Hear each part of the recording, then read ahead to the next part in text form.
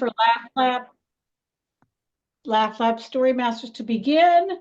Hopefully we'll have a few more guests and more members join us, but we don't need to wait because we have all our key players in place tonight. So Laugh Lab is a club created a few years ago to help us improve our storytelling and humorous skills. I think we've done a remarkable job of that, but it is unique in its approach for a Toastmasters club. So Darshan, are you familiar with Toastmasters? Yes, I am. I'm also familiar with Toast and different masters because I like golf. All right, excellent. The golf masters and so we suspend many of the club typical club roles. Tonight we'll have 3 speakers, each presenting on a different aspect of story of joke telling, and then there'll be a brief Q&A session, some interactive. Each of the speakers will do something interactive with us. There'll be a brief Q&A, and then we're going to practice, put a practice session in place based on what they've shared with us. We will have a general evaluator, and we will have a timer, but we will not have any kind of grammarian or awe counter or to basically table topics. So just wanted to give you a heads up on that so you kind of have a sense that this isn't your typical Toastmasters club.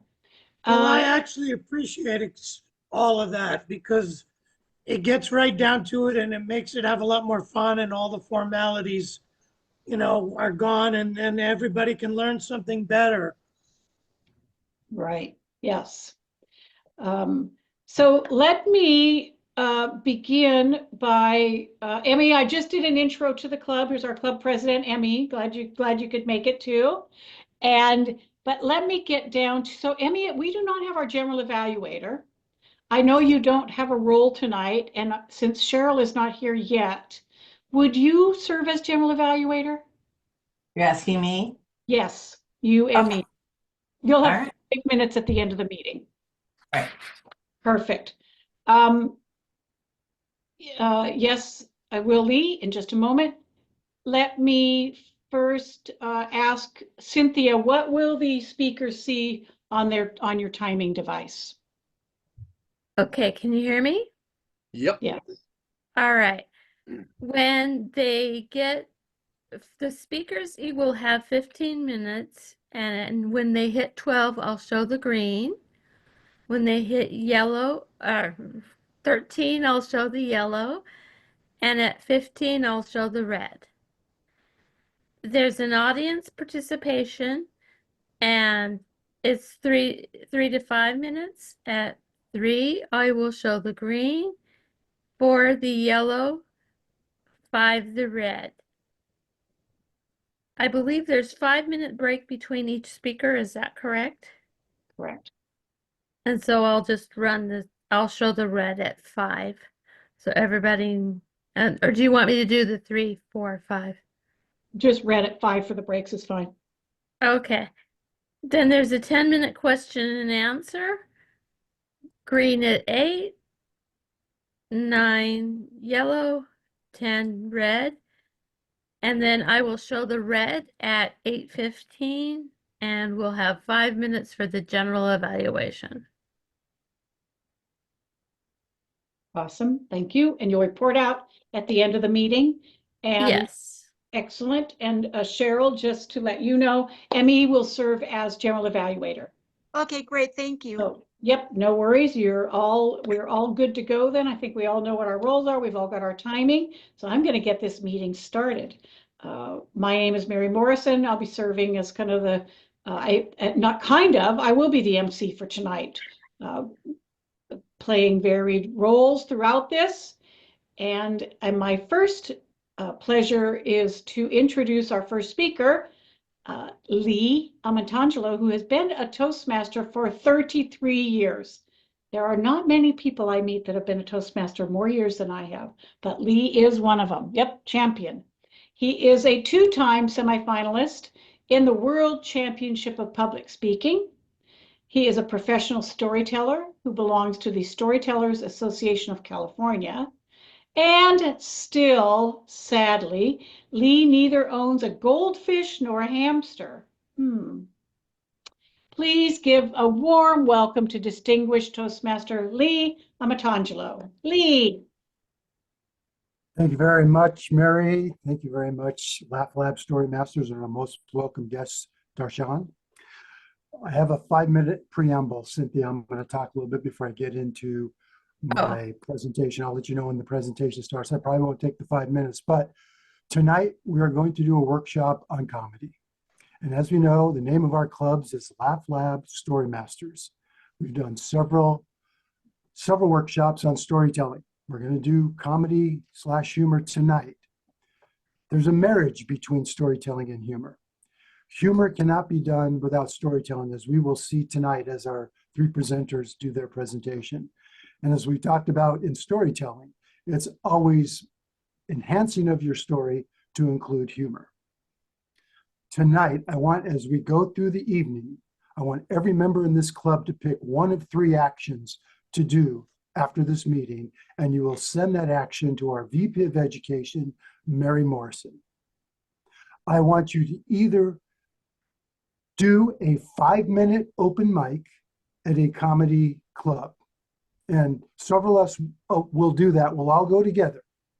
And the ones that sign up to do that, we will help those members work on their 5-minute shtick so they can go to the comedy club. I want others, and you can do all 3 if you want, I want others to sign up for the International Speech Contest. Because as you know, you make that audience laugh, you have a very high likelihood of winning that contest as long as your speech has a message and it's all on one topic. You're not doing the one-liners on different topics. That's the other one. And the third one is you're going to do a workshop on comedy.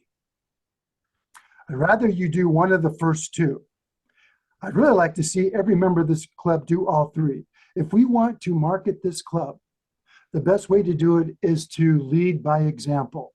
If we keep going to the district level and we're winning the humorous speech contest and we're winning the international speech contest, I guarantee people are going to go, what's going on with that club? I'm going to go check it out. And when they come here, some people are very timid about, oh, I'm not funny, I better not go to that club. We let them know we're going to help them develop how to be funny. This is the best way we can market this club. And the other way is to go to the district conference and put on a humor workshop. So those are your 3 tasks that you could look at.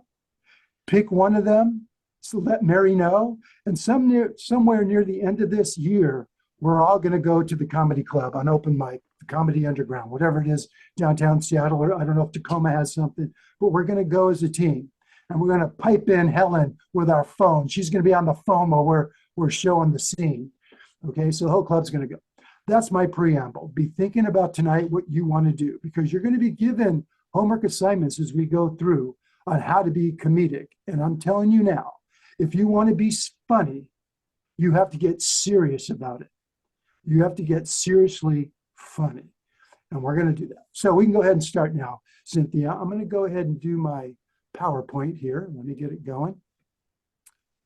Unfortunately, hold on a second here. I need to move this out of the way. And I need to share my screen.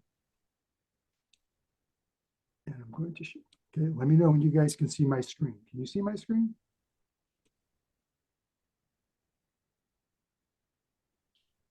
I can. Yes. You guys can see it. Okay, excellent. So our 3 presenters tonight, I'm going to start off. I'm going to hand it off to Kyle. Kyle is then going to hand it off to Helen, and our facilitator is Mary Morrison. Here's all the designations of those. Tonight's presentation is basically based on books by the comedian, magician, keynote speaker, workshop presenter, and author Judy Carter. There's actually a 3rd book that she has, and that is The Message of You, which is really the message of me as you read it. And what she talks about, we'll see this in the comedy, is she talks about the first word in the word message, which is mess. People are afraid to talk about the mess in their life. That is actually the spot you want to go to do your speeches or to do your comedy. So that's our kickoff there. Let's go ahead to the next slide here. And I should be able to just click through. Why is it not working? There we go. First thing we're going to do, first order of business, are you funny? Let's find out. Let's take this following quiz. As I go through this, I want you to raise your hand if you say yes to any of these questions. Are you Jewish, Black, or Italian? If so, you're already funny. You get to skip to chapter 2. Second question, do people at work or the unemployment line laugh at your jokes? Do people often repeat your lines? Do you notice the absurdities of life? Do you find people's shortcomings amusing? Do you find jokes about your own shortcomings? Are you quick with sarcastic comebacks? Were you the class clown? Did you secretly think you were funnier than the class clown? I know Kyle did. Do you find TV commercials funny when they aren't supposed to be? When people laugh at your jokes, is it more satisfying than eating, drinking, and Karen, I didn't write this, Judy Carter did, making love? Do you find it? Did everybody raise your hand at least once during this? Because if you did, you have the potential to be funny. So let's get going. Let's talk about some of the comedy words as we get into being a comedian. I crackled. It means I got nervous and started speaking in tongues. Anytime you've witnessed Kamala Harris speak, you know what I'm talking about. I bombed. That means, see, I died. Blue material, talking about unmentionable body parts, bodily noises, bodily secretions, foul language, and the like. We try to steer clear of blue language in Toastmasters. We know some comedians go that route. I used to watch Jerry Seinfeld at the comedy clubs I used to go to before he had his show. And what I liked about him, he showed up in a blazer and a tie, and his comedy was always family friendly. When you can make an audience laugh like that, you truly are a comedic person. Mic too hot, volume's too loud. Set list, your little piece of paper you have on the stool up there that has your order of jokes. Spot, your place in the lineup. Chunk, a collections of jokes arranged together about a specific topic. If you can chunk your humor, you can write a humor speech or the international speech. So think about that. Closer, you're the headliner that does between 45 minutes to an hour. Middler, that's where you do about 20 or 30 minutes of humor. The opener, this is the guy that comes out, warms up the audience, tells people there's a 2-drink minimum, and he typically does about 10 or 20 minutes of humor, and he's the MC who introduces the other comedians, and he typically has to empty the ashtrays at the end of the night. I had to work the room. I got them, but it was tough. You have to read your audience the whole time you're up there with your eyes, with your ears. On a roll, the audience was with me, and you couldn't do any wrong. And then there's the comedy condo. That's the cockroach-infested apartment where a club puts you up when you're out of town. Okay, let's look at the 6 lame excuses for not getting on stage. I'm scared. I'm shy. I'm just an ordinarily schlump. I'm ugly, I'm fat, I'm some derogatory comment I'm going to make about myself. That's why I'm not going to get on stage. I don't know how to write comedy material. When I get in front of people, I tend to spit. Okay, these are 6 items that Judy Carter has presented to us. They're all excuses. None of these are real. You can get up in front of that audience. And if you think one of these is real for you, I want you to sign up with Mary that you're going to do the 5 minutes at the comedy club. I guarantee you doing what we talked about tonight and help from the rest of the club members, we're going to get your 5-minute shtick down, and you're going to go do that. And nobody at that comedy club is going to care if you bomb. No one's going to care. The next day, they're not even going to remember you. But you make them laugh the entire time, they're going to remember you. So there's nothing to lose by getting up in front of that audience. Okay, let's talk about the 10 commandments that Judy Carter has come up with about comedy. As you know, she wrote the Bible. The short Jewish woman wrote the Bible. Well, it's the comedy Bible, right? Thou shalt not covet thy neighbor's jokes, premises, or bits. We never steal other comedians' material. You start doing that and you go to the comedy circuit, they're going to know you do this and the clubs are going to blacklist you. They're not going to get on the stage. So write your own material. Write your own speeches for the International Speech Contest. It's always your own material. Honor thy mother and father, but don't hesitate to put them in your act. They are fodder for humor, I guarantee it. Thou shalt not bear false witness. What that means is write real material that has happened to you. Embellish on it, but don't write stuff from scratch. Write real material. Thou shalt notice how stupid God made the world. I do this one all the time. Thou shalt get a comedy buddy. Well, you have a whole club that's going to be your comedy buddy, but get with somebody. And when you write your material, you may laugh at it, but send it to your comedy buddy and see what they think. You work on it together.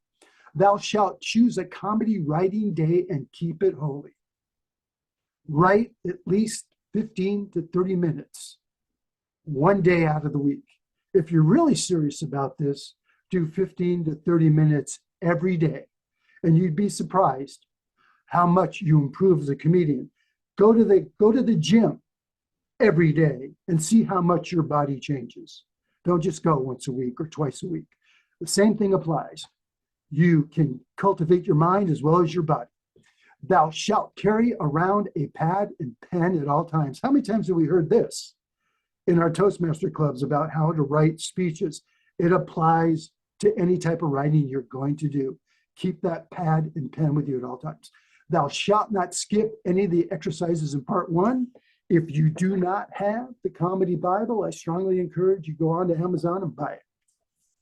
Create a stand-up act, even if you're just wanting to write sitcoms, or you just want an international speech, or you're just writing to write. I want you to write 5 minutes of stand-up.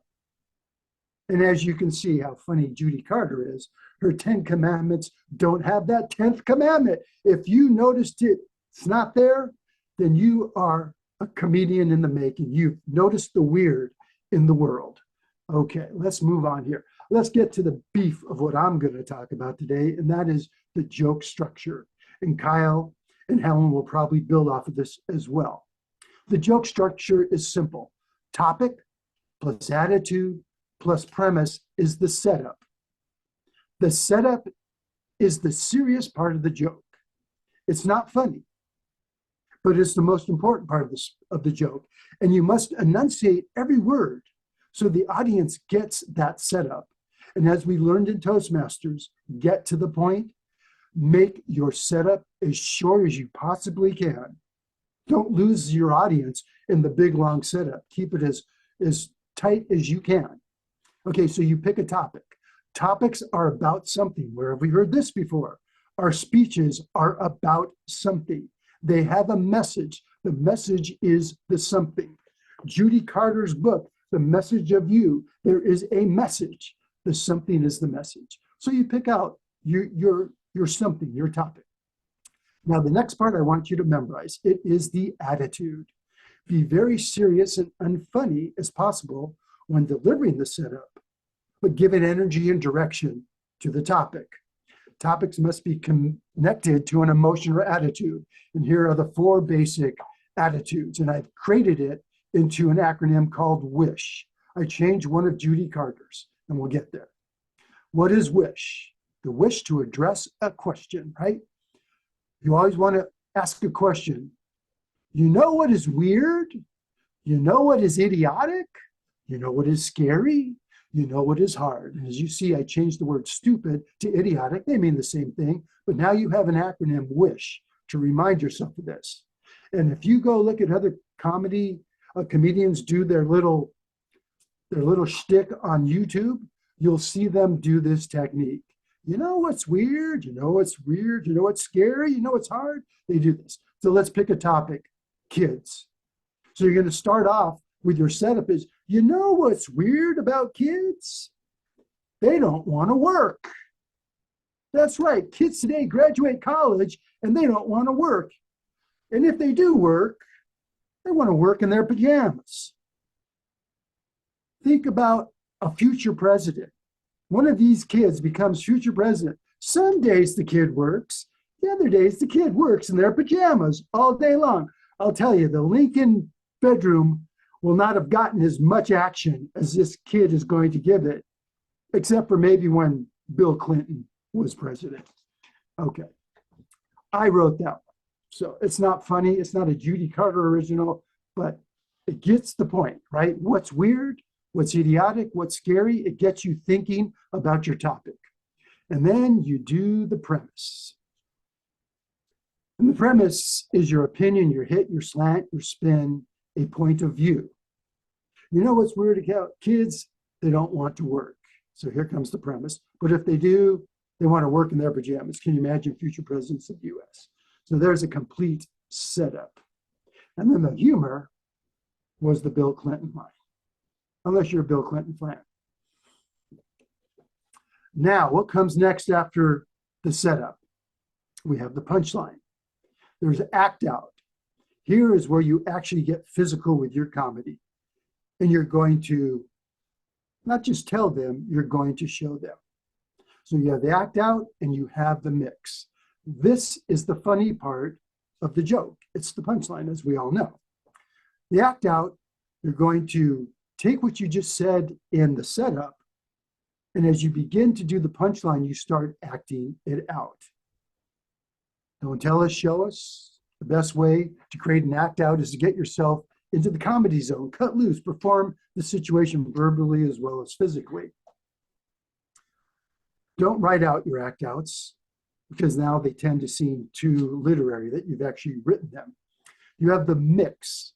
Here's where you base the first act out in reality, and then you bring in additional ones by carrying the act out into the setup, from the setup into the mix. If you were scared in the setup, now you start acting being scared. If you say something's weird, you start looking confused. Why is this weird? Why are kids weird? Now here's your complete joke, which I've already done for you. Okay. Any comments about or questions about the setup or the punchline? This is the science behind the comedy or the humor. Anybody can learn the science. We have the formula. We have the recipe. It's easy to memorize all that. The art of being humorous is you actually have to do it. You have to do it on stage in our club. You have to do it on stage in competition. You have to do it on stage in a comedy club. And you start seeing what works and what does not work. And now that becomes the art form. There's always the science and there's always the art form. And the art form is where you take the science that you've learned and you do it in front of people. So here's some additional points to note about comedy. Cut out the attitude words, just perform the attitude. Do the callbacks like we have learned in our speeches to do. You mentioned something early in your act, you do it at the end. The audience is in this wavelength. I'm on the wavelength with this comedian. I know what he's saying. And now all of a sudden you build a real good, strong rapport with your audience members. List of threes, we've talked about that before. Runners are those catchphrases, or I like to call them the mantra, that we hear all the way through some of those world championship speeches. Reach out, reach out, reach out. We brought Presian Vasila to our club. Timing can't be taught. You have to do this through experience. This is part of the art form. Adding tags, which are the jokes that you repeat the attitude. Yeah, that's weird. Talking to the audience in speeches, we do this. That's kind of like an aside. You're building another rapport with them. You're building trust with them. Very important to do that. Turn your problems, turn your mess in your life that you're afraid to talk about into your punchline. Yeah, my kid was on Cops with his shirt off. That's not a conflict, a mess. You have someone in your family who's in show business. Turn your mess into a punchline. Your mess is the comedy material. Be able to laugh at your mess, it becomes transformative for you. And that's all I have to say about that. Do we go into the 5 minutes now of doing this? Okay. Who wants to try? Let's go backwards here. Let's see if I can go backwards.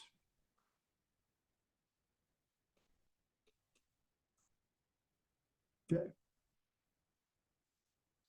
Who wants to start with a joke structure? Who's been thinking about a joke structure as I went through this? I know we're going to have Karen come up at the end, so we'll let some other people speak now if they can. Anybody want to give a crack at something they've been thinking of? Some topic.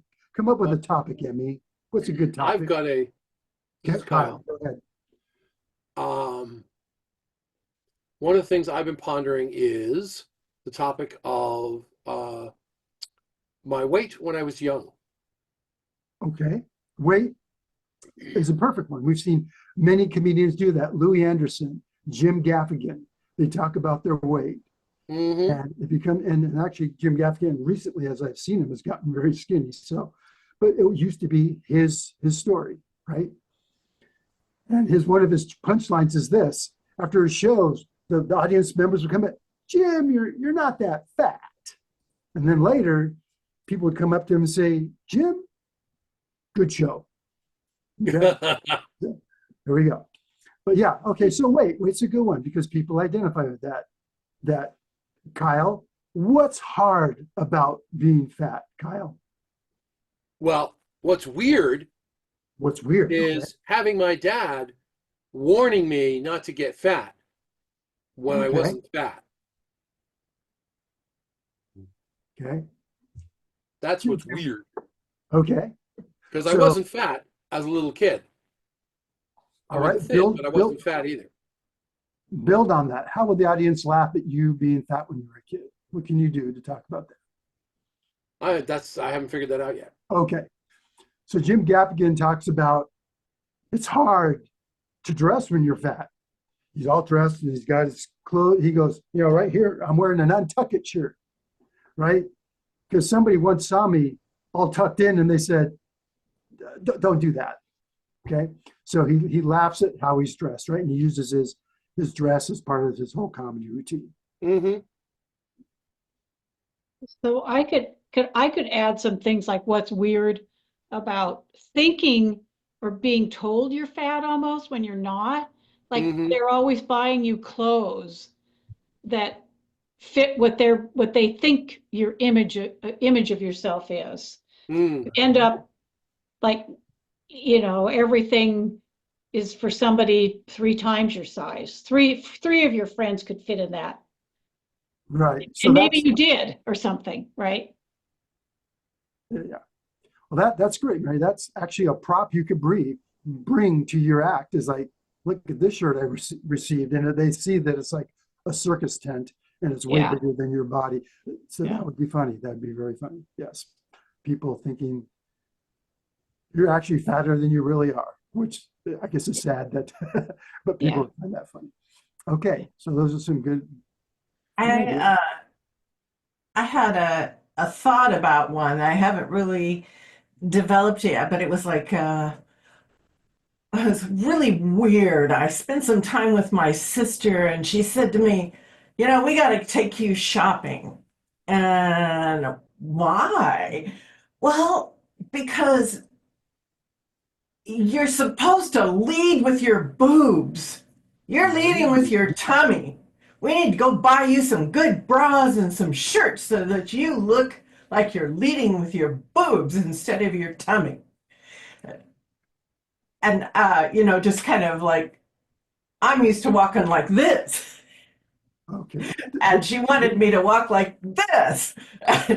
Well, that just wasn't my style. I don't know if I can lead with my boobs. Does this apply to Kyle too?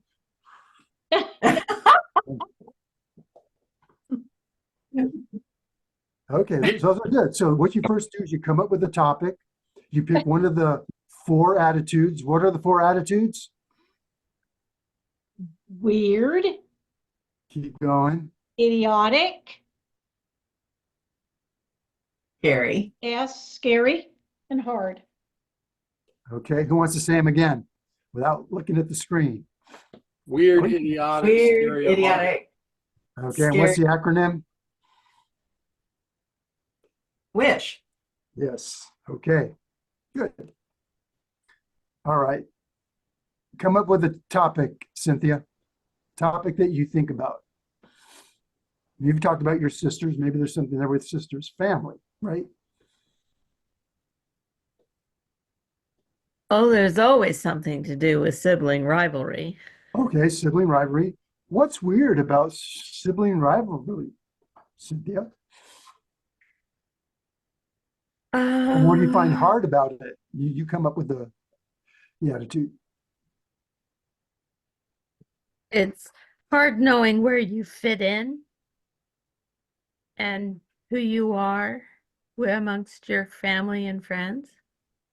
Okay, do you have a now story that you can tell us that you can give us a humorous angle from for it? I need to think more about that. Yeah. So Emmy had a similar one. She could talk about her sisters. So you know what's weird about my sisters? They think I should dress differently.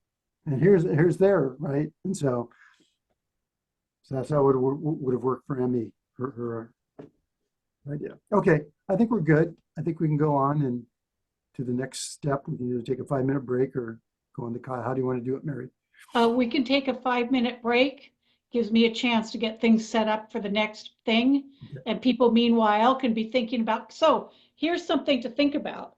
When we go into this work, a little bit of the presentation part, when all the 3 speakers are done, not presentation, we go into a workshop part and we're gonna ask, Karen's gonna be our first person to kind of try to think about creating some jokes based on some of the stuff that she's heard tonight. So we can all do that. I'm gonna invite us all to do that. So think about a topic and what's weird, idiotic, scary, or hard about that, so that you can maybe jump in and begin your comedy routine tonight. So let's take a 5-minute break.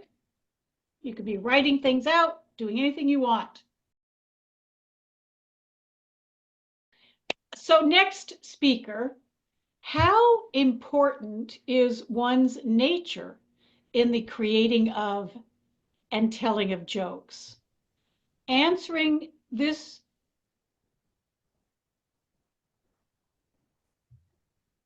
answer, I didn't read.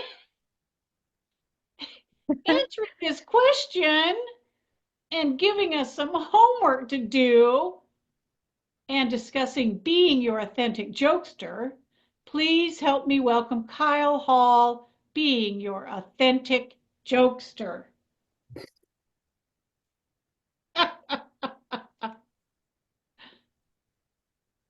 Thanks, Mary, for that intro.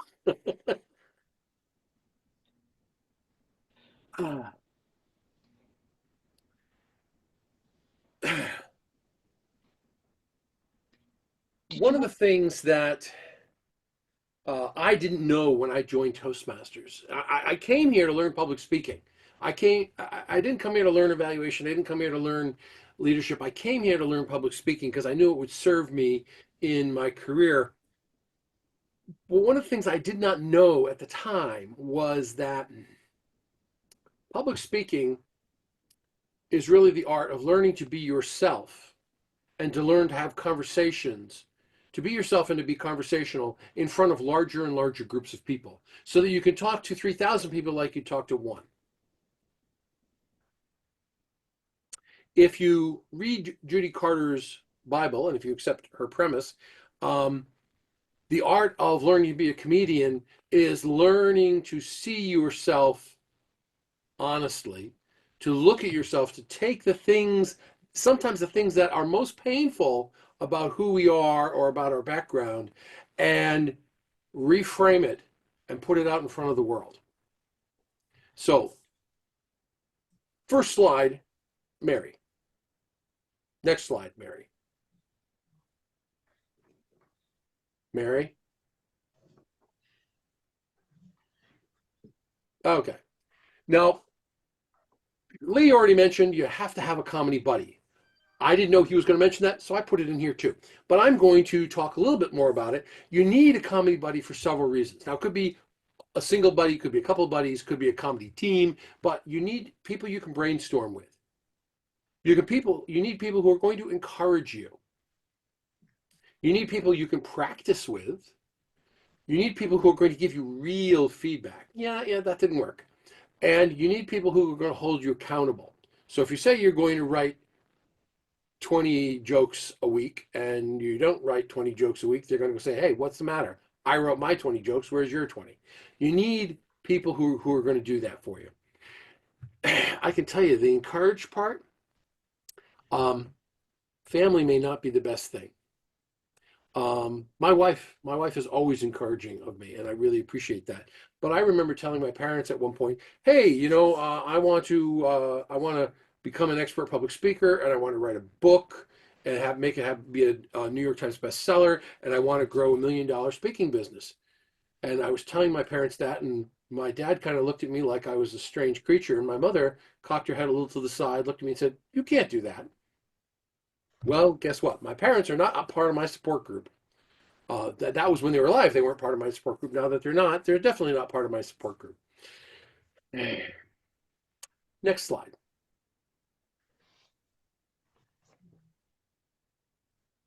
So we need to find topics that are authentic to us. Now, this is a homework assignment for you. We're probably not going to have time to do much of this here today, but it is definitely a homework assignment for you. Go home, get out a sheet of paper or a computer, and start writing what were the topics, what were the things that were important to you, the things you thought about, the issues that came up. What are your topics for childhood, for relationships, for jobs, for special challenges? If there was some special challenge you had to get over. I know there are comedians who used to stutter and now they don't, and they talk about stuttering. What are the jokes that are authentic to you? And hit the button again, Mary. You notice while you're looking at this, do not look for things that are funny. Do not look for what was funny in my childhood, what's funny in relationships. Treat this dead serious, almost like you're identifying all the things you want to talk to a therapist about. What were the issues? What are the things you think about? What were your problems? What were your issues? Excuse me. I'm having an allergic reaction to something. From childhood, relationships, jobs, go deep. If you think about childhood and you only come up with 2 or 3 ideas, stay with it and go deep. Be thorough. And make a long list, because we're going to take that long list and we're going to run it through a process, which is the next slide. Mary? So you're going to evaluate your authentic topics. You want to look at them and decide whether or not they're relatable. So, for instance, when I mentioned weight as a child, my dad was worried that I was going to get fat, even though I wasn't fat. Probably because I wasn't skinny like him. He was a rail when he was a kid. And I wasn't a rail. I was straight up and down. And he thought he was, whatever. I don't know what was going on in his head. He was worried I was going to get fat. Is that relatable? Is weight relatable? Well, Lee said, lots of people have that. So weight's definitely relatable. Go through every single one of the items you come up with, the topics you come up with, under children, relationships, jobs, and special, and decide whether or not it's relatable. If you grew up, I had a college roommate who had a disfigured hand. He grew up with 2 fingers, and these 2 fingers were kind of a curly-Q appendage. Would he create humor about having a disfigured hand? He might be able to do it. I'm not sure if it would be relatable, because most of us don't have disfigured hands. I'm not sure. I watched a woman with MS. She's a comedian, and she has MS, and she talked about. I'm sorry, not MS. She has Down syndrome. My apologies. She has Down syndrome, and yet she's a comedian, and she talks about it, but she doesn't talk about it in so much in terms of Down syndrome. She talks about it in terms of looking different. Of people being able to look at you and think differently about you. And that's definitely relatable. So your first thing, are they relatable? If they make it through that slot, now look, are the topics hot? How would you know that? Well, look at what's talked about in the newspaper. Do a Google search online. Look at keywords. Are the topics interesting and relatable to anybody walking around today? You know, if your mom used to make you wear petticoats in the 1960s, I don't know whether that's relatable or not. Maybe not. I certainly couldn't relate to it. Now, your topics have made it through. Are they hot? Now test them. Now the way you test them is you go out and you talk to people. Hey, you don't ask them, hey, I'm going to talk about this. What do you think? You just say, suppose the topic is parents' impression of your weight. So you go, hey, what was your parents' impression of your weight when you were young?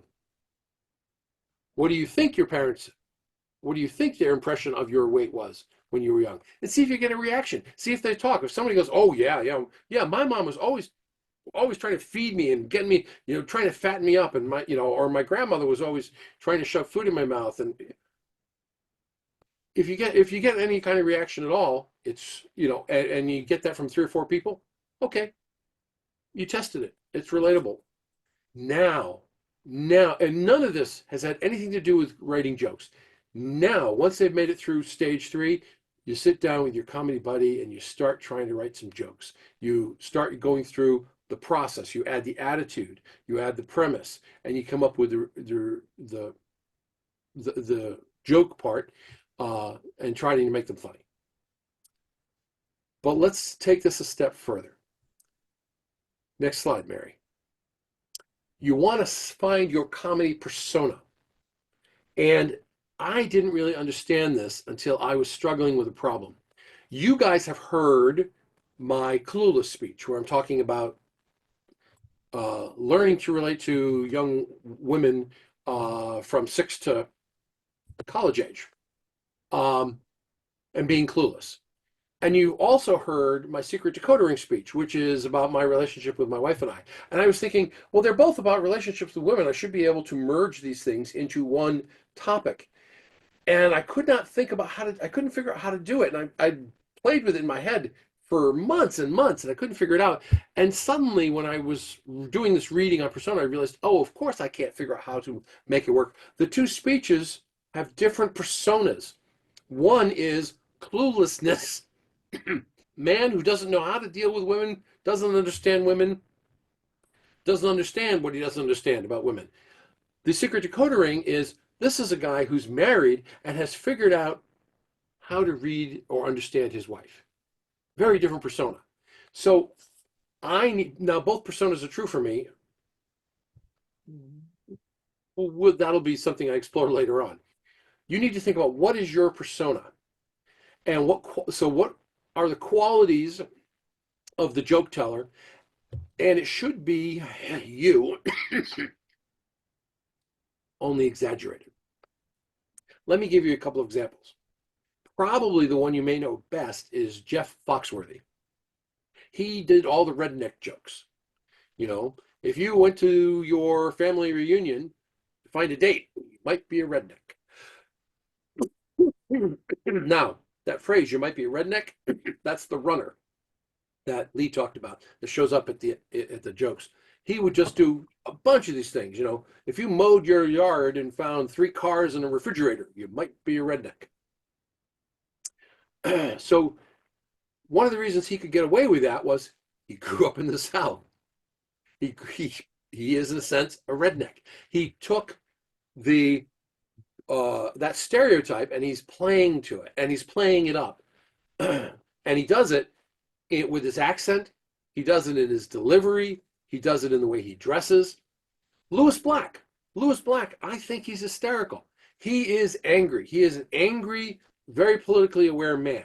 And and he's mostly angry about politics. But he's angry about everything. And so all of his humor is usually complaining about something and being angry about it. You can look at anybody. Rodney Dangerfield, if you remember him, he was all, I never get any respect, and all of his jokes were at his expense. His wife treating him badly, his boss treating him badly, somebody else treating him badly. I never get no respect. And he acted the part, and he dressed the part. He would dress slovenly. So it was all part of that not having any respect, not having any respect for yourself. Nobody else has any respect for you. It worked for him. So you need to think about what is the persona that goes with the jokes you want to tell. And in particular, look for what are you like? What were you like? When I think about me as a young man growing up in Rhode Island, I was innocent. I was bright-eyed, bushy-tailed, enthusiastic, and innocent. That was me. Now, if I were going to tell jokes from that perspective, that might be interesting. Now I'm an adult. I think I'm bright-eyed, bushy-tailed, maybe not, maybe a little less innocent. Anyway, we can work on that. Hit the button again, Mary. When you are looking at developing your persona or why you should develop the persona is going to help you figure out what topics work best for you. It's going to help you figure out the approach to the topics, and it will even affect your appearance, how you dress when you're presenting this topic. So your persona, it really does affect everything. I think we have one more slide. Nope, another slide. And by the way, I can't see the timer at all, so I do not know what time it is. Give me 1 second. Okay, there's the timer. Lee, at the beginning, said that storytelling and humor are inexorably linked. Judy Carter actually disagrees. She says that storytelling is the death of a lot of comedians. Now, but she does say there is a way out of that. And I think what she's talking about is storytellers, especially if you want to tell the story accurately, accuracy is the killer of comedy. What she says is if you have a story that you want to tell and you want to make it funny, first of all, write the story out. Write it out verbatim. Now go through it and circle the one word topics or the 2-word topics that you find within the story. Once you have those topics, try applying the attitude: wish, weird, idiotic, scary, hard. Applying those attitudes to those 1-word topics and see where that emotion takes you. See if it takes you in a humorous direction. And if it does, then you can include the humor within the story and make the story funny. If it doesn't work for you, and by the way, this is something you should probably be doing with your comedy buddy. If it doesn't work for you, then jettison the idea of the story. At least the story in a comedy setting. Last slide, Mary. So what I would like to do for a couple of minutes is I'd like for you to think about what your persona could be. What feeling, attitude, or quality pervaded your childhood? How did you see yourself when you were young? And I'm just talking about young here. You could decide what's your persona in relationships, what's your persona at work, but what's your persona? Let's just talk childhood. Let's keep it simple. How did you see yourself when you were young? What were your childhood strengths and weaknesses? Anyone want to take a stab at identifying a persona for themselves? Mary, would you get rid of the slide? Stop sharing.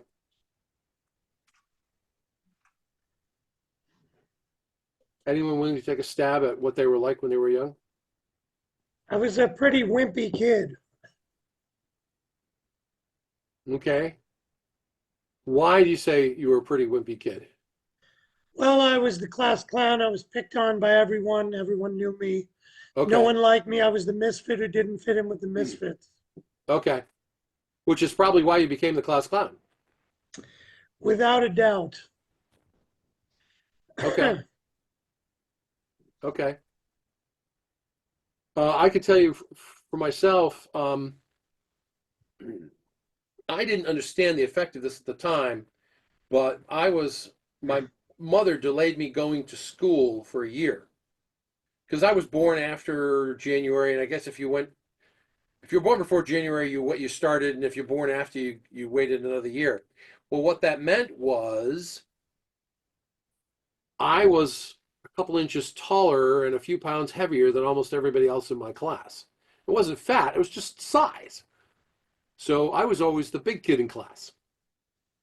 Now, I didn't pick on people, that's not part of my nature, but not too many people picked on me because I was usually one of the bigger kids in class.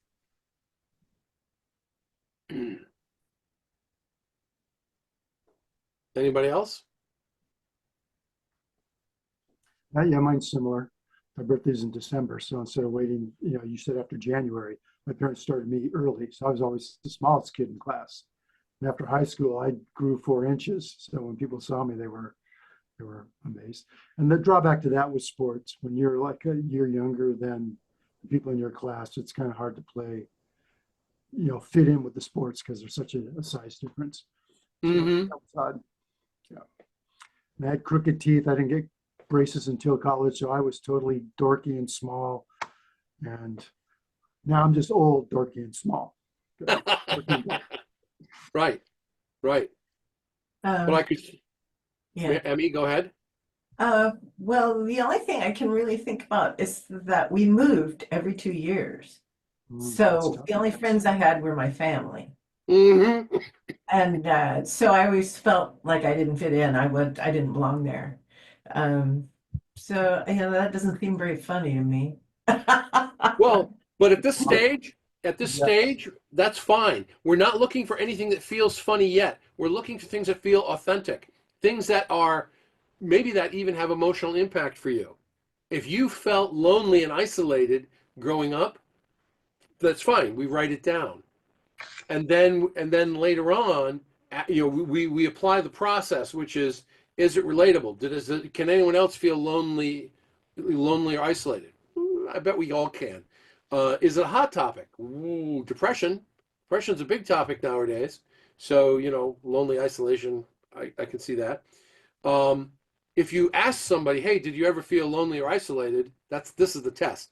If you went up to three strangers or three friends and said, hey, tell me about a time you felt lonely and isolated, I bet you'd get an earful. So if you go through that process, now's the point you've said, okay, this topic's worth looking at. Now let's sit down with a comedy buddy and figure out, hey, you know what's weird about being lonely and isolated? Or you know what's weird about being a military kid? Well, you know what's hard about being a military kid? You can look for the humor in that now. So, Emmy, think about all the different places you've lived. Mhm. We spent 2 years there, and think of a memory from that place and write each one down of different places. And somehow you will come up with a theme that you can find the funny. I mean, Well, actually, I do have something it never occurred to me that there was any relationship until we were just now talking about is that I married a guy who was never happy where he was, and we moved 19 times in the first 10 years of marriage. yes, your parents reared you for your marriage, Emmy. Yeah. Yeah.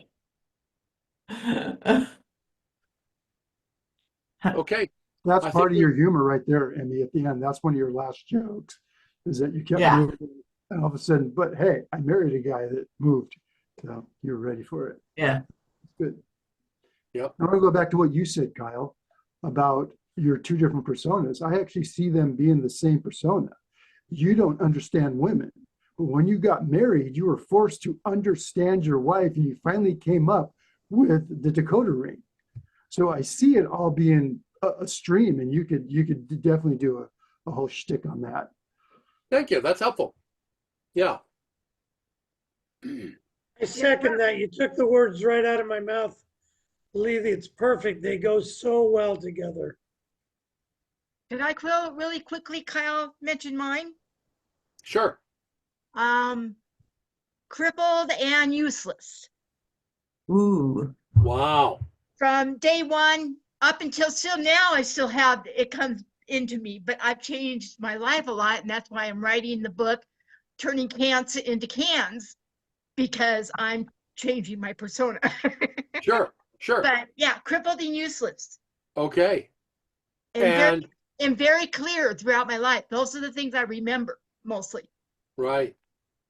So And looking at that, I mean, you may have dealt with that, but I'm hearing that and thinking, wow, that's going to be painful to sit and look at. Maybe you've already looked at it, but your comedy buddy, whoever that is going to have to look at it with you, and you should find out. You could identify. So part of your persona might be crippled and useless. Now you need to find topics that fit your kid, relationship, jobs, and that would be it'll be interesting to think about how does that persona shape the telling of the joke. yeah. And I But know a few people that have my same disability that are comedians, and I'm thinking of going back and drawing back on what they do because they taught me a lot about how to relate with all yeah, this. So, yeah, but I just yeah, wanted to bring that in because I don't think I've ever got involved too much with you guys with where I'm at, you know. So sure. I bring that up just so you guys have a little bit more to know about me, especially since I replied back to you. May I have a chance to read the message I replied to you back, but I just paid my dues for the next until October, and I'm still in Toastmasters. Since they're realigning the district and I'm going to be still in the district, I'll be in Linwood. I asked to come in to try to be a division director in the Linwood area. Oh, So excellent. I'm Excellent. able to do it in the Linwood area. So I'm still going to be in Toastmasters. My next thing is to make sure in October that I can pay for my dues. So I'm still on the club. I paid my dues. So I'm still around. It's just I won't be in Olympia. I'll be in Linwood. So Okay. yeah. So I need to move on Yeah. from this. All right, thank you, Sorry I Kyle. delayed you guys. Excellent, excellent, excellent.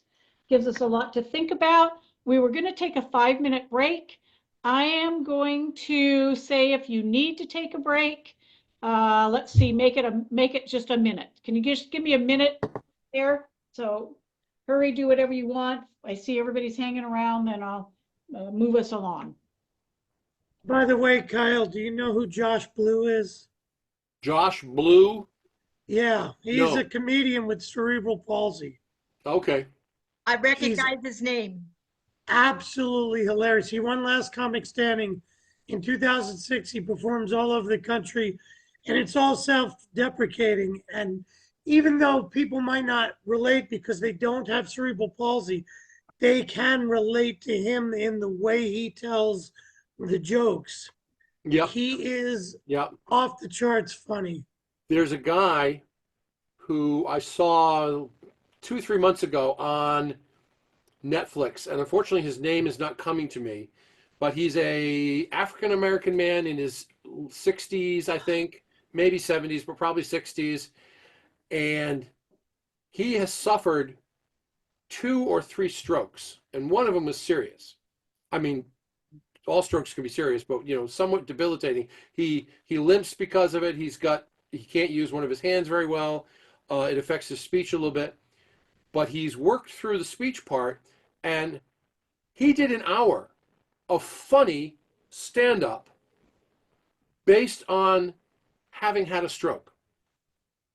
And I was amazed because here's a guy taking this really painful process, and he dug into it. He was merciless with himself, dug into it, and turned it into humor. Now, some of it's blue humor, some of it's not. I give you that heads up in case you go looking for him. I can't remember his name. If I find it, I'll send it out to the club. African American man, 60s, talking about stand-up comedy based on a stroke. All right. Thank you, everybody. That was a very brief break. I'm going to get us back on time. I have been so engaged with our whole conversation that, yeah, it's all good. It's all good stuff. So next speaker, final speaker for the night, Helen Herr. Helen joined our club to learn about humor skills.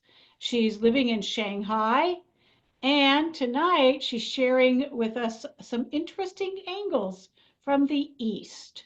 She is a business coach in her job, and you will learn more about her in her jokes. Welcome, Helen Her, and I will get your share screen ready. Thank you. Thank you, Mary. I'm very curious what you're laughing about. Is it because the humor insights from my intro? So first of all, I would like to thank Mary because she scanned the book for me in order for me to prepare this sharing. And I really love this opportunity because by preparing this talk, I make a lot of joke about myself. Yeah, by applying those comedy techniques, including in the books. So what I would like to encourage each one of you is to practice, because during practice you will know, wow, you have so many, how to say, you have so many, uh, you have so many contradictory persona about yourselves, and when you bring that out, it makes you feel you have a very enriched life. So this is what I learned about myself. So thank you again for this opportunity. So in this, I would say 15 minutes talk, I will introduce you three specific comedy techniques, the self-mocking formula, half and half mashups, and comparison jokes. Yeah, so these are the specific techniques I will introduce and also make a few jokes about myself to give you some inspirations. Next slide, please, Mary. So usually we will use the self-mocking formula at the beginning of a stand-up comedy or humorous talk. So yeah, so it will most often use as an opening of an act. And the interesting part is that you need to play with yourself. So that was all this self-mocking formula is all about. And yeah, I will share with you some examples right from Judy's book, which is Laugh Loudly, Laugh Often, and most important, Laugh at Yourself. So I realize it's more about the attitude, and also as Kai mentioned, it's about authenticity about yourself that makes jokes shining. Yeah, and another joke is about weight. I'm overweight. Woohoo! And there advantage to that. I am shade in the summer and warm in the winter. You can also use yourself. You can use this for yourself. Yeah, I think. Next slide, please. Yeah, so as I mentioned, the secret of this self-mocking opening is to share your own authenticity. So the first step, so here are the three key steps of making this kind of joke. The first step is list 5 physical and character flaws about yourself. And then the second step, which is the most crucial one, is twist.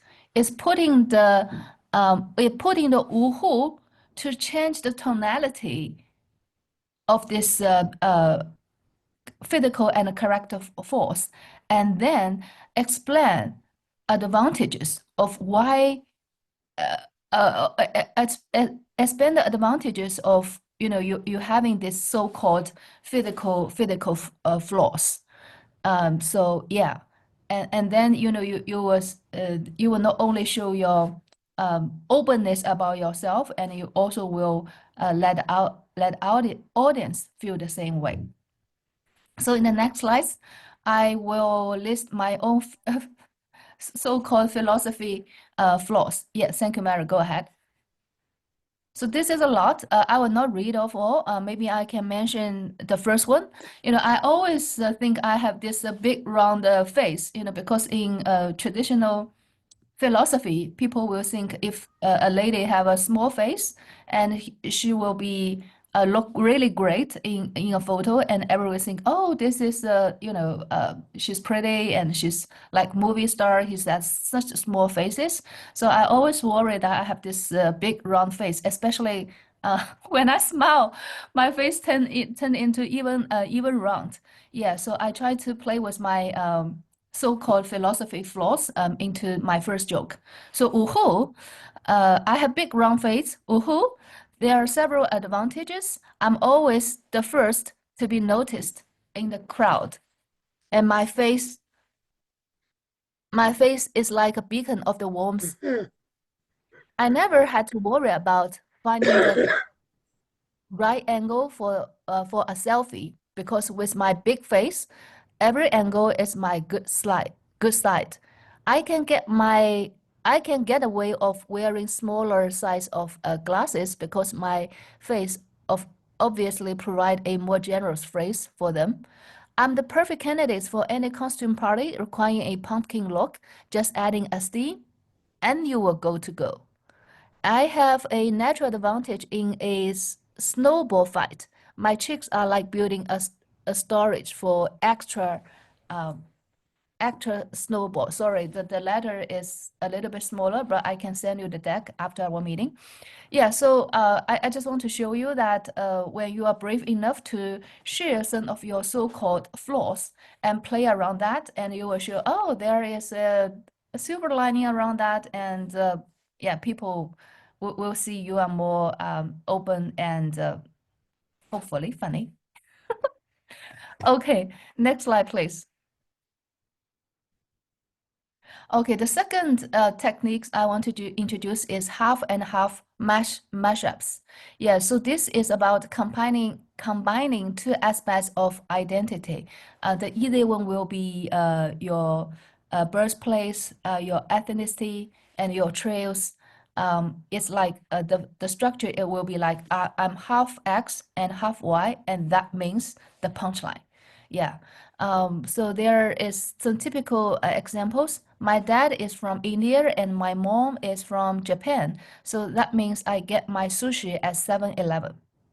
So this actually, how to say, first you just randomly pick up something seems like very different from X and from Y, and you think about their stereotypes.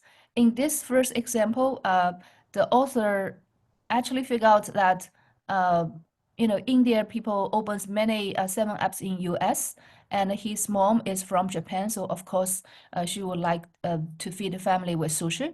So that's why he come up with this punchline, like which means I can get my sushi at 7-Eleven. Yeah, so which creates the funny effect. Yeah, the second example is I'm half German and half Irish. That means I drink a lot, but I'm very strict about it. Yeah, it also play with the stereotype from Germany, which is the strict personality, and also play with the Irish personality, which is drink a lot. Yeah, so this plays around with the stereotype of the two different things you mentioned in the setting apply. I will give you some of my examples and show how weird about myself. Next slide, please. Thank you, Kai. I'm half Swedish and half English, which means I like overly salty cold, but I only know how to boil it into death. Wow, beautiful. Okay, so there are also 3 key steps of composing a half and half mashup jokes. First, you pick up 2 different elements. It could be from your heritage, it could be from your occupation, it could be from your trails, it could be from your birthplace, family background, anything.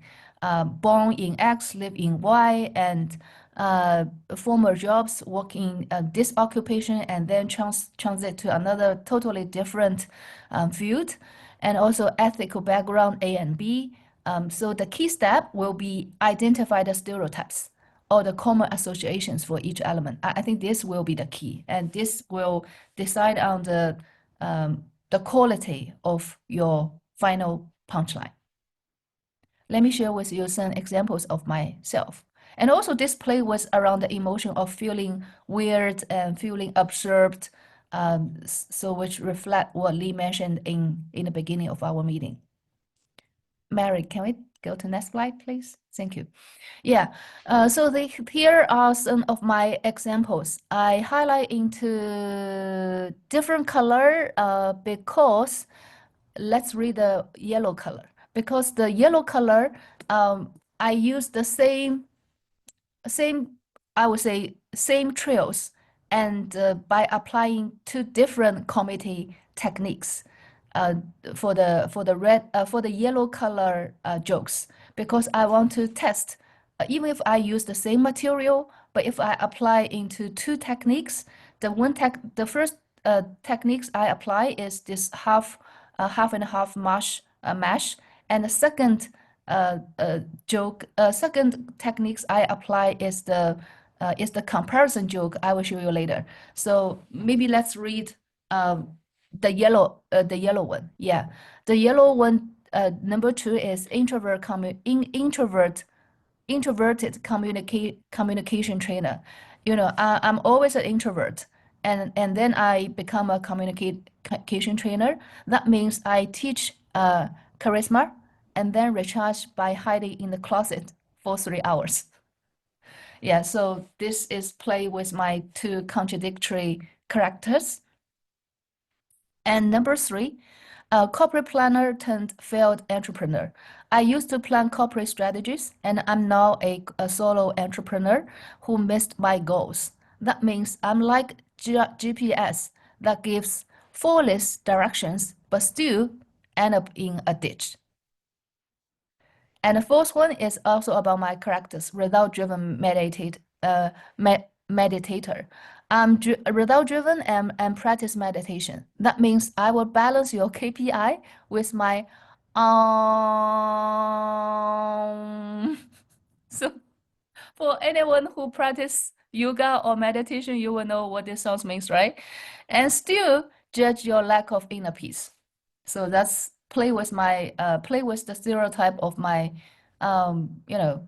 result-driven part as well as the meditation habits. Thank you, Kai, for your encouragement. Let's go to the next slide, which is the final committee jokes, comparison jokes.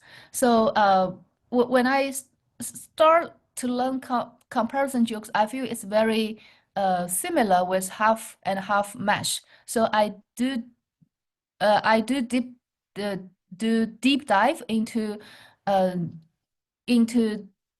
these two types of jokes and to see what they are different and how could I use them better. So the purpose of the comparison jokes is compare two groups and things for humor. Isn't it a little bit like a half and half mash? Yeah, but it's used in different ways. Typical example will be man versus woman. When women are depressed, they either eat or go shopping. And men invade another country. And second is he's a gay, I'm a broke. And it's weird how poor people and gay have a lot in common, both born in that way, and women just want to be our friends.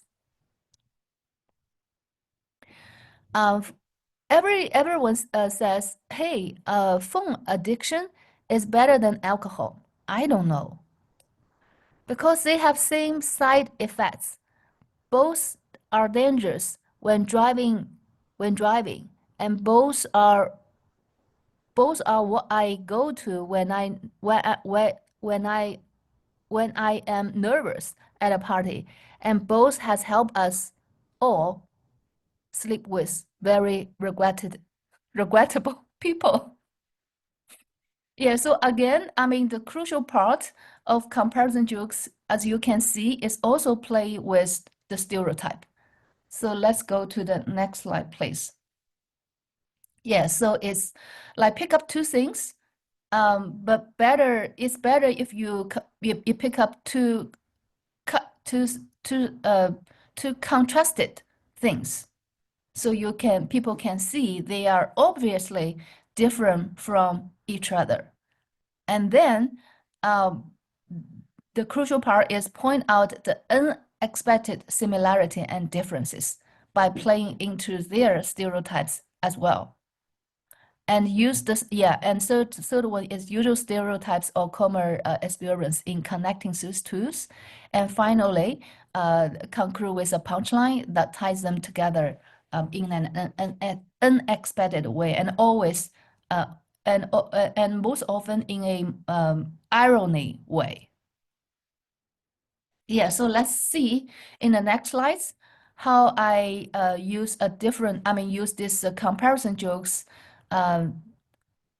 apply these comparison jokes techniques in the same material I used in the previous half and half mash techniques.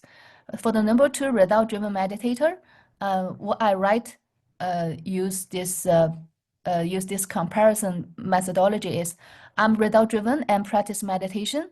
That means I chase deadline like a creature and then sit across legs and pretend I'm not out of breath.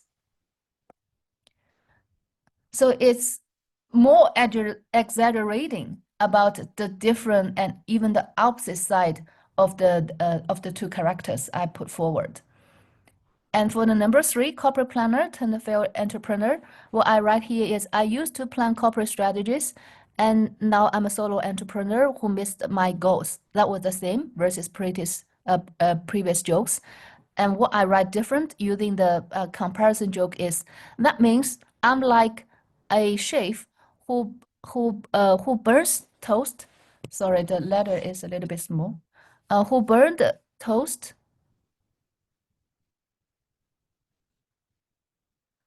and master of the 5-star meal hostage to the toaster.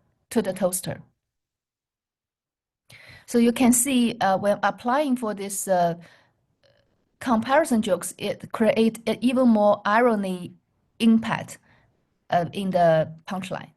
And final one, introverted communicating trainer. I'm an introvert and a communicating trainer. That means I teach crowds to roll and then spend weekend communicating solely with my cat. Yeah. Next slide, please. So by reading the using same material by applying different techniques, I hope you can feel that how what different impact when using different methodologies. And then I deep dive into the difference by using these two techniques and sharing some of my personal learnings. So for half and half mash jokes, it's focused more on fusion. It's blended two things, just highlighting the crush of this of the results. Yeah. So it means you dig into a contradiction, and you use stereotypes, and to play with the word, and surprise with the mashups. And for comparison jokes, it's actually focused more on the friction, contrast to things, and how weird about the contrast and highlight the irony. So finding the hidden parallels will be the key, and exaggerating the stereotypes. And finally, using a list for a rhythm and adding a self-deprecating twist. So I think for comparison jokes, it's creating, for me, it's even creating a more exaggerating factors and pointing into yourself at the end of your punchline. So this is how I feel. Oh, I think I already used 70 minutes. So finally, my final takeaway, no matter what jokes or techniques you use, if you come up with surprise and you come up with specificity of the details, and you make it more relatable to the daily lives of your audience, it will help you to create the better effect. Any questions? Thank you, Mary.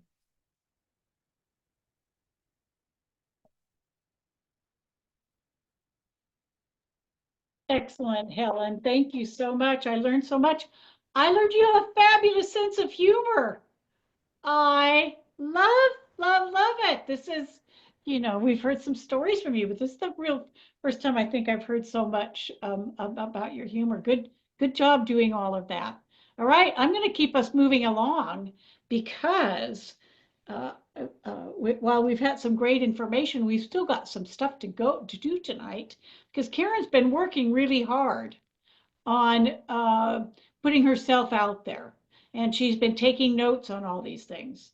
So this is the time I'm kind of skipping a couple of things we might have planned.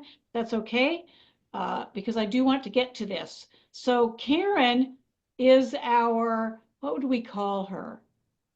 Guinea pig. Guinea pig is a good one. Karen is going to try to pull all of these pieces together, all the three speakers' ideas together to help us get some jokes. Let's see. I think Lee is going to lead us in pieces of this. Our protege, there you go. That's much better. So Lee, take it, begin. Help Karen here. Okay, so Karen, have you thought of some topics that you're interested in doing? I had a couple that I mentioned while we were preparing this. I know you have a strong family, and we know you're a veteran. So I'm thinking those are two areas you may be, I mean, Army intelligence says it all, right? Or naval for you, but your family, or are those topics of interest to you? Do you see humor you can pull from those? Being Yes, married? as I listened to all three speakers, and thank you all, I learned tips and techniques from all of you, and I'll try to see where I can pull them in. So I'll take family from a broad sense and focus in a little bit on kids. Perfect. That's great. To set the stage, this is my 42nd year of marriage. My husband and I were both military I was in 25, he was in 20. We had 2 children. Our 2 children are now grown, and they each have 2 children of their own. They each have a boy and a girl, which means we went from single to work to marriage to kids to now kids married, and now we're grandparents. I would like to know how many of you have had kids? How many of you know kids? Okay, this is for you. Have you ever noticed that kids tend to be hard of hearing? Perhaps selective hearing? Or perhaps they don't hear at all until you quietly whisper something you don't want them to hear. I would change the opening to that, Karen. Instead of saying, have you ever noticed? I would say, you know what's hard about kids? Ah, yeah. They're you hard think of that? hearing. Yes. Thank you. I like that. Let's see. And Karen, can I ask a question? sure. Who is making the observation? What's your persona? I was thinking of it as me as probably a parent or grandparent at this point, because I would focus in on the kids. Okay. But I open it up to the audience because I want them to connect. That's why I phrased it the way I did. But here's the point. I'm willing to bet a grandparent would have a very different attitude towards children selective listening versus a parent. The parent is probably exhausted and fed up, and the grandparent is like, "Oh, you're giving my kids what they gave me." You know, they might have very different attitudes, and so you need to choose who you are when you're doing that, because that attitude is going to pervade the way you deliver the joke.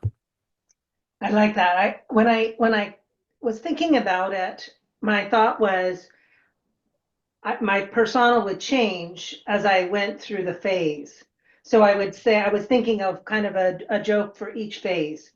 When they were young, so I should probably say as a parent, and then I move into the other. Would that work better? Yeah. So here's your joke, Karen. As a parent, you know what's hard about kids? They're hard of hearing, and go through your selective stuff. As a grandparent, it's hard for me to hear them.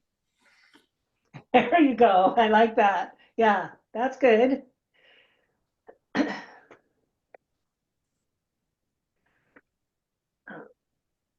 And let's see, then I was thinking of. So you've been married for 44 years, Karen. that what you said? 44 years? This will be our 42nd. 42nd. Okay. Yeah. I bet there are some things over your marriage that your husband does that has bothered or annoyed you somewhat. And maybe you've grown to have accepted them. That is going to be the funny. My significant other, for whatever reason, has a hard time of closing drawers all the way or cupboard doors. And I'm going through the house all day long, pushing in drawers and closing cupboards. So is there something your husband has done over time that really annoyed you, but now you maybe are okay with it? You just have to live with it. So something for you to think about. You may not have something off the top of your head now, but those are things that people identify with in the marriage, right? Yeah. Yeah. So, I mean, I could say something related to that. I could say I prepare the meals in the home, clean up afterward, put everything away. And then I feel good. The kitchen is clean. Yeah. And my husband comes and eats something that I didn't prepare and just leaves the dishes right next to the dishwasher rather than opening and just putting it in. This was really bugging me and for a long time. And then all of a sudden I had this epiphany. I do the same thing in reverse with recycling. I take a recycling piece and I just sit it on the counter and he takes it away. So I guess that wasn't as funny. It was more just a revelation. So not as much a joke, but it actually happened. How could I change that into making it a joke? So say the last part you said of your. So what I realized was that it was really bothering me that he would just leave the dirty dishes after I had just finished all this time cleaning. And what I realized was that I take recycling and I do the same thing. I put it on the counter and wait for him to take it away.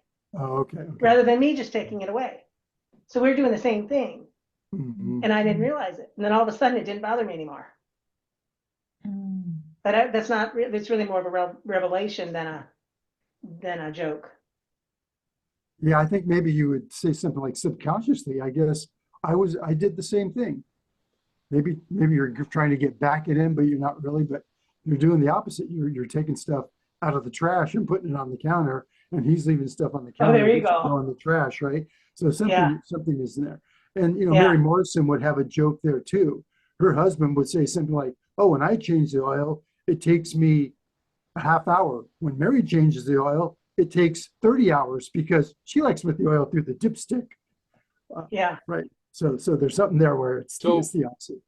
Yeah. Lee, I want to augment what Lee was saying. I think the humor here, Karen, is in you denying that the two things are the same when they're very much the same. He's leaving something for you to clean up. You're leaving something for him to clean up. But by you making, his is a big deal. Mine isn't. It becomes obvious to the audience that they're the same. Maybe I could do something like I said, I could say, finally, I was so frustrated. I said something to him. And his response was, "Oh, you mean like the way you put the recycling on the counter?" Maybe I could bring it back that way. Yeah. Don't you hate it when their husbands are reasonable? I know. Well, and I was trying to pull some of the things from all the different, each of you as you spoke. Some of the things I came up with, like for yours, Helen, where I'm German and Dutch, or a stubborn clogger. And then I was thinking, or a beer drinking conservative, or I'm an artist and a nurse, or a free spirited healer. So sort of one liners there I was thinking about. And then I was looking at taking a physical attribute, and I was thinking I could go from like, I'm short, and I could tie it all in. If I was doing like a longer presentation about family, I could tie it in with our marriage and my husband, because I'm just over 5 foot and my husband's 6'6". When we got married, I wore 5-inch heels and still had to go on my tippy toes to give him his kiss. But there's advantages to that, because I don't have to see the dust on the high end. I don't have to reach the heavy things off the shelf. I just get him to do it. I can hide behind him when I'm afraid. No problem. So there's advantages to being the short versus the tall. So I was thinking of some of those things. And with the kids, when I was thinking about the wish for the kids, I was thinking for the weird of making a statement around the weird thing about kids is that in the end, after we've gone through the whole cycle, I started as a kid myself, and now I'm a grandparent. It turns out the weird thing is the kids teach us. Yeah. And then I was thinking for the I for the idiotic or the crazy would be that kids just don't understand their parents until they are one. Exactly. Yeah. My kids used to get really angry when I would ask them to call when they got to their destination. I'm fine. You don't have to check on me all the time. The other day, my son called me to ask when I got home. Yeah. And so the sort of that, and then for the hard, I was thinking that isn't it strange how you want kids to emulate you, but what they do is they emulate you when you mess up.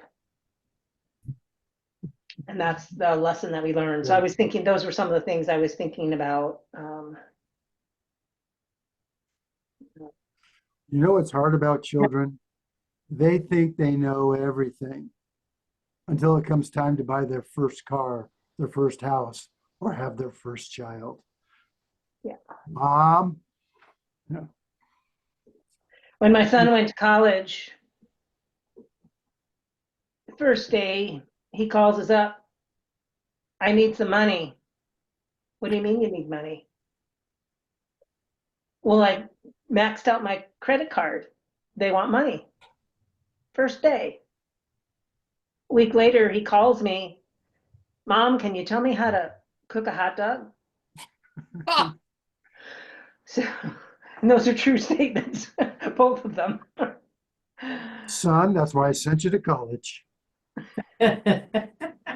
What, they don't teach home ec at your college? I was thinking about your statement about your son calling you to wanting you to text him when you get home. And that could be what's weird about getting older? Your kids start treating you as if you were a child, and you could take that and that's the premise, and you could start doing the act out. Yeah, they want me to text them when I get home, and they want me to be in by 10 o'clock at night or 9 o'clock at night. They want me to, they want to set my bedtime at, and you can exaggerate it and so forth. Yeah.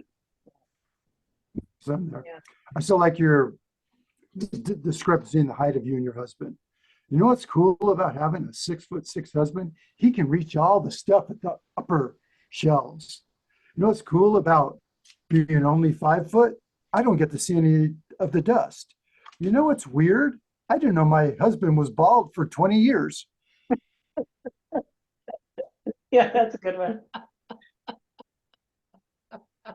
Yeah. So you can play with that height discrepancy. Go ahead, Mary. Yeah. I was just thinking, I can see where writing all some ideas down and just playing with the formulas then. Yeah. Like do the setup, but playing with the formulas, because Helen used a lot of metaphors, being the corporate trainer, and the introverted corporate trainer is like being a cheetah or taking a yoga class or whatever it is, using those metaphors like that too, that people really understand, really takes it to another level. So we have about 3 minutes left before we move into the general evaluation. I don't know if anybody else had any thing that they wanted to throw out to get feedback on. You know, wouldn't have a lot of time to do it, but yeah, Darshan, did you want to? Yeah, what do you have in mind? I am so pleasantly, happily joy-filled that I came and sat in on this just to experience all of this stuff and the insider training on comedy. And what's cool to me is I never read any of those books, never heard of her. And the way I do my comedy, it's exactly like what was described. It just came naturally to me. And I think, but I'm going to express it even more now based on some of those things and develop certain personas and the way I talk about myself and my childhood. I was very, very happy about this. This was terrific. You guys are wonderful. You put so much effort into this. Just absolutely honored to be here. And I thank you very much. Yeah, thank you. Very, very glad to have you here. So that was, and Yes, nice thank you feedback. for Thank you coming, that. for sure. Yeah, yeah, yeah. And you know, you're welcome, of course. Any given meeting, we'd love to have you as a member. So, well, let's, go ahead and move into our, I guess, general evaluation, which is going to be shared with us tonight by Emmy. Emmy, take it away. Thank you, Mary. I wanted to say thank you for Darshan for doing my GE job for me. I felt like he did a wonderful summation of what went on here tonight. I really enjoyed every part of this. I was busy taking notes for myself because one of the things that I really like about a workshop like this is all the very directed instructions. I don't want someone to just stand up there and spout generalities at me. I love that everybody had specific things that they were looking at and how to go about doing it. So I had some instructions. One of the things that I thought was very powerful was the finding who your character is. I don't really know that. I do a lot of fun stuff, but I have never really tried to come up with a persona.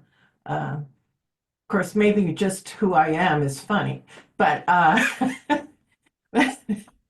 not deliberately, of course, it just happens. But I also loved all of the examples that you gave us, Helen, her wonderful metaphors. I liked the different examples that you gave. Wonderful that you actually made up your own for us so we could see how to actually do that. And Lee, as always, you take us right into the heart of the matter. Kyle, all Kyle has to do is be himself too. I think that this has been very, very useful. I'm going to go back through and practice all those things. I do a lot of humorous stuff, but it's usually just happens organically. So I can't really identify it and I can't repeat it. So this helps me figure out, okay, what did I do that was funny there? And then how can I do it again? I also like that you're challenging us to go do a 5-minute comedy thing. Ooh. Now, to me, that is scary. I can do comedy for Toastmasters because, it feels like part of my story. But to deliberately plan a 5-minute routine, I've never done that. So this is a good thing for all of us, I think, to actually challenge ourselves to do those things. What did we had like 3 different things we could choose from? Uh-oh, lost my notes. All right, Lee, help me out here. What were there it is. No? The 4 attitudes. No, the 5-minute No. Oh, the overnight, three, Our assignments. your assignment. Oh, yes, to either do a comedy night for 5 minutes, or you're going to Mhm. sign up to do the international speech contest, which is going to have jokes through it. And the other one is to do a comedy workshop. Okay. So I've done a comedy workshop before and I've competed, but I've never done a 5-minute comedy routine. So I guess that's going to be my choice. What's your choice? Have you made up your mind what you're going to do? All right. So let's take that away from this, that we're actually going to do what Lee is suggesting, and we're going to find a comedy buddy. Yes. Kyle. All right. Wonderful job, you guys. Everybody put a lot of work and effort into this. I think it was a great meeting, and I can't wait to see what we're going to end up with coming out of this. Yes, Kyle. You're muted. No mute. I have a request, which is Mary combined my slides with Helen's. Lee, would you send your slides to Mary one more time, and if she says she doesn't have them, so that she can combine them into one slide set, and we can send them out, send a link out to the club? Yeah. That'd be great. You should have it, right, Mary? I've sent it twice. Yeah, you have it. Okay. Okay. Just have to convert it. And yeah, people want it. Yeah, we're going to send it out to everybody at the end of the talk. If you send it to me, Mary, I'll upload it into the Laugh Lab StoryMasters folder, and I can send out a link. Great. Well, wonderful, everyone. Thank you so much for putting all this effort into this. I think it was really grand. Mary, I would like one more minute to do one more thing. yes, please. I was curious to fit in, Lee, with what you challenged us to do. I don't know too much about it, but Darshan, I know that you just recently started doing a comedy club and you were just experimenting and exploring. I was curious since we're looking to do that, what was your experience and what did you find? How are you getting your material and what does that look like?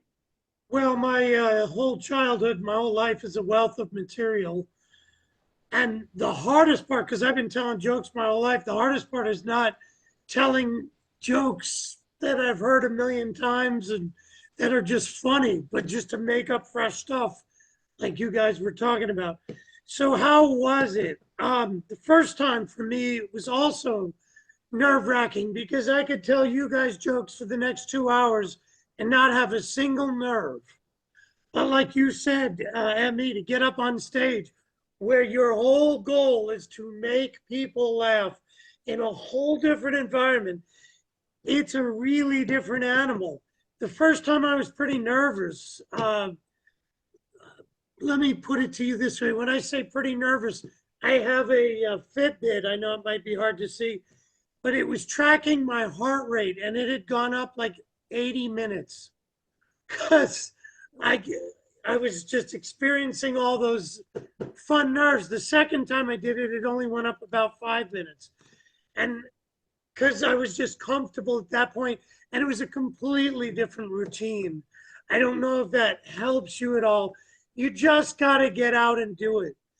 Emmy, there's no way around it. Right. Like no one can do your push-ups for you. You got to get out on stage and get through all the nerves and not care what people think. Because like, I forgot who said, was it you, Lee? Nobody's going to remember you or Kyle the next day. They're not going to remember anything, but you're going to remember it and you're going to grow from it. And it's going to be better. Your life's going to be better because of it. Right. Thank you. Yeah. You're welcome. Yeah. Thanks, Darshan. That's kind of what I was going to mention is that we've gone through this workshop. Nobody in this room, except for maybe Darshan, is going to be funny tomorrow. It doesn't happen overnight after learning material. It's not going to happen next week. And that's the whole point of why Judy Carter is saying, write a 5-minute routine. And you have to do it. She says once a week. I say do it every day. Write. And let me just share one more slide. It's going to take time. And then you have to do what Darshan has done. You actually have to go. Let me try to share this here. Here it is down here, sorry.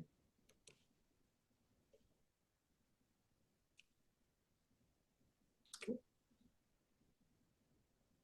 There we go. Okay, you guys see my screen here?